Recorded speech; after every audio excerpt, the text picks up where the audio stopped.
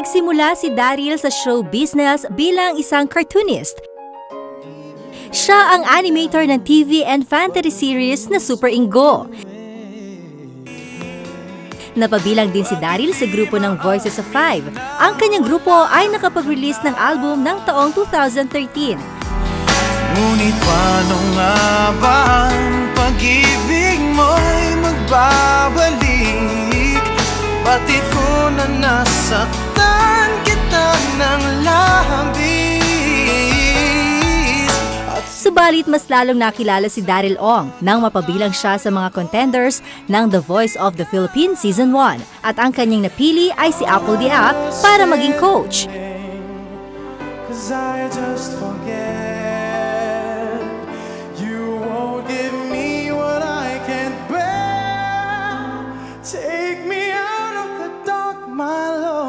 Sa pagpapatuloy ng career ni Daryl sa music industry, inirelease niya ang kanyang rendition ng awiting Ikaw Na Nga na ginamit para maging official theme song ng TV series na Bridges of Love.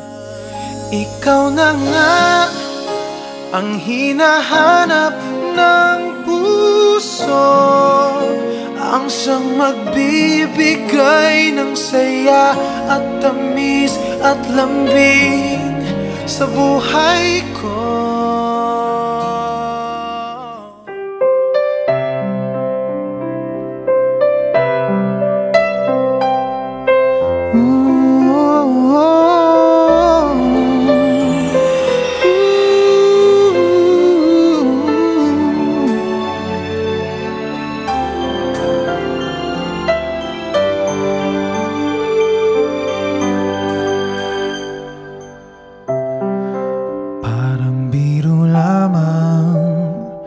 Dumating ang tulad mo at may isang pag-ibig na tapat at totoo. Dahil sa'yo'y naramdaman ang tunay na pagmamahal. Ibigin kita kahit sino ka man. Ikaw na nga ang hinahanap ng puso, ang siyang magbibigay ng saya, ng tamis at lambing sa buhay ko.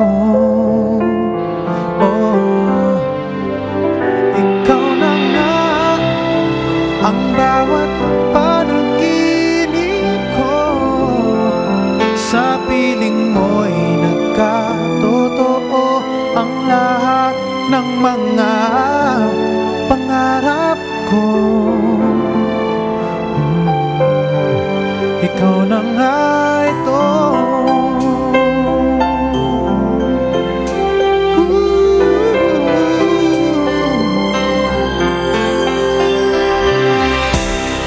Palaging mayroong kulang sa isang pagmamahal.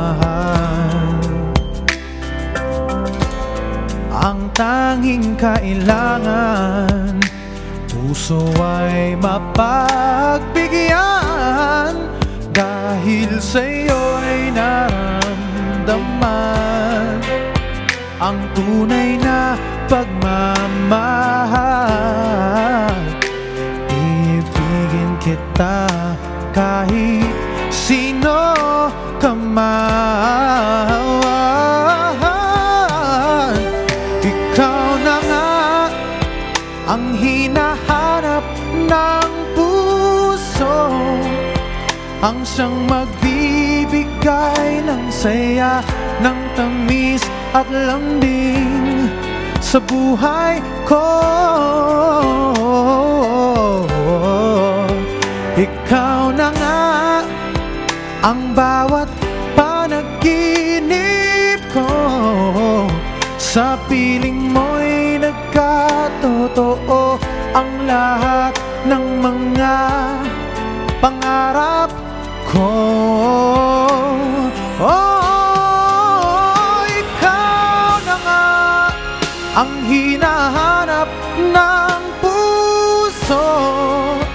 ang siyang magbibigay ng saya, ng tamis at lambing sa buhay ko.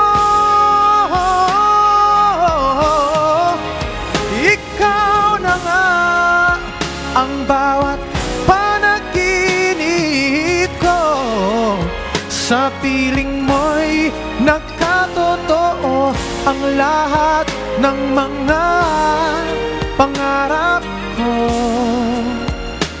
Oh, ikaw na nga ito.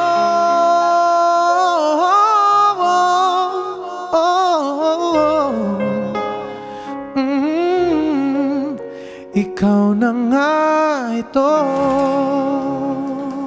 Woohoo! Thank you! Wow, Darrell! Magandang hapon, Sir Raymond. Mas magandang lalaki ka pa sa araw na ito.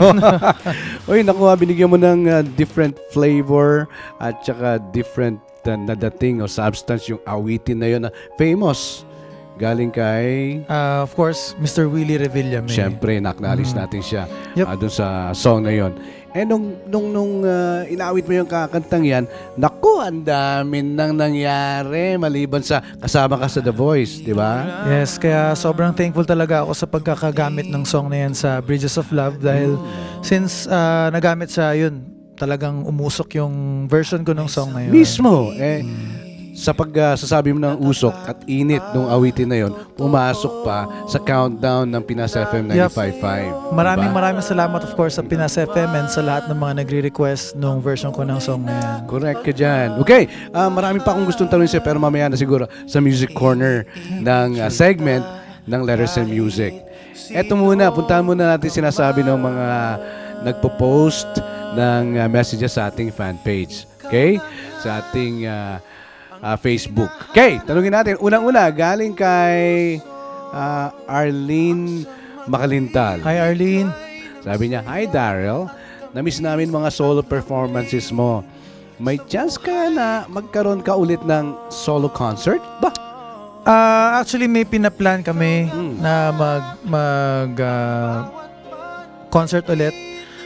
Pero it's either itong late this year or early next year. So, Arlene, sana abangan nyo yan. Arlene, you heard it. Miss ko na rin mag-perform para sa inyo lahat eh. Straight from Darrell, okay? Gail De Ocampo naman, pangalawa, sa kanya naman, Darrell, anong pinaka-favorite song mo sa album mo? Bakit? Yan, ang hirap niyan tanong na yan sa totoo lang. Kasi, yung album, ang daming sulat doon ni Sir Venny. So, alam naman natin na yung mga kanta ni Sir Venny talagang sobrang gaganda ng mga songs niya. Tama. And also, I wrote 4 songs doon sa album. So, syempre, personal sa akin yung 4 na kanta na yun. So, kumbaga, ang hirap ng tanong na yan. Pero siguro kung pipili ako ng isa. Siguro ikunin mo na lang doon sa sinulat mo dahil involved ka doon eh. Sige, sa sinulat ko, ang pinaka-favorite ko is yung siguro Torpe. Torpe. Bakit? Sabi niya bakit eh. Kasi torpe ako. Hindi totoo, mahihain ako pagka gusto ko yung isang babae, mas madaling mahalata kasi hindi ako makatingin, gano'n. Parang gano'n. Pasimple ng tingin, gano'n. Pasulyap ka lang.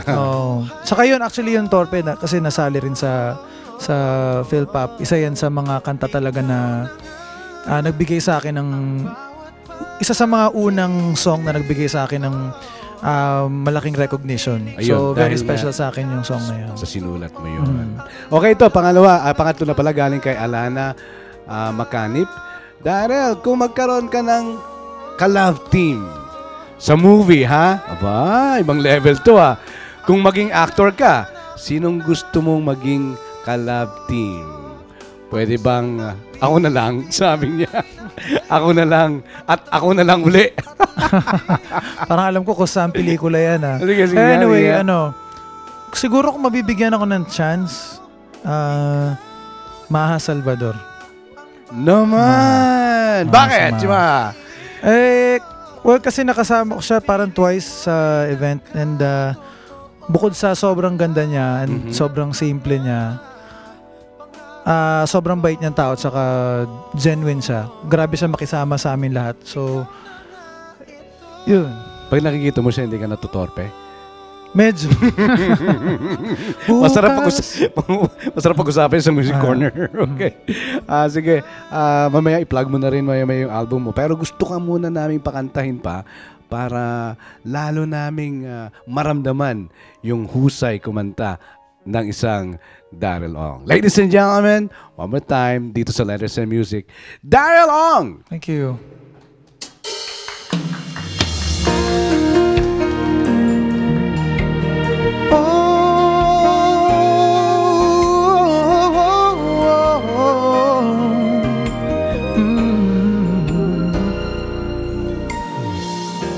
Sino ba ang may kasalanan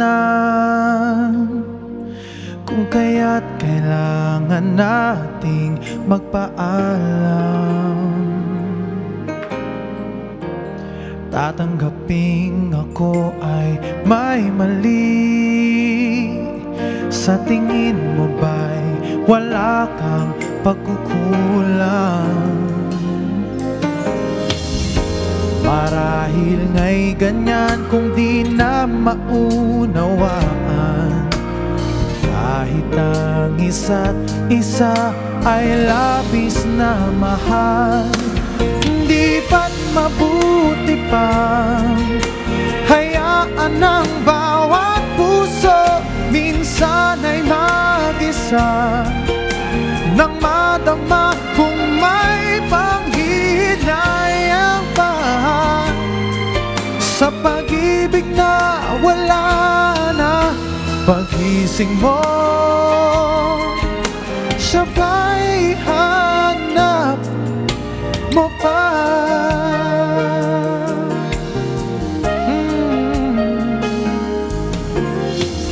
Di ka'y dali na malimutan,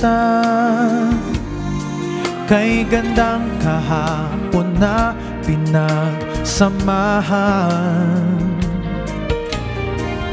Ang alaala'y di nawawala,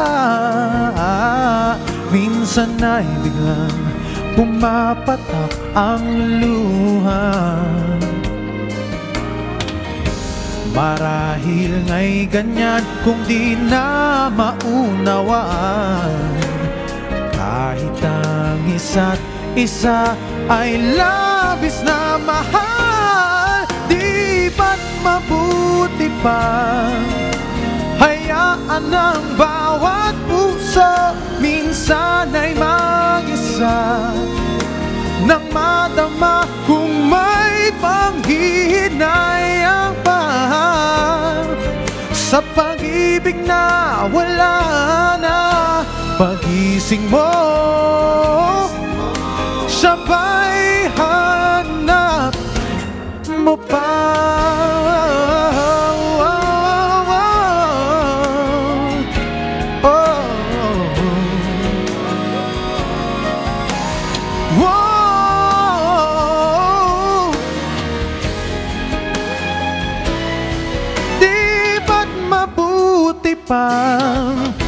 Hayaan ang bawat puso minsan ay mag-isa, nang madama kung may panghihinayang pa sa pag-ibig na wala na.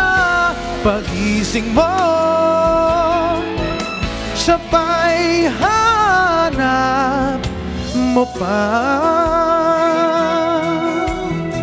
Wow, mabuti pa.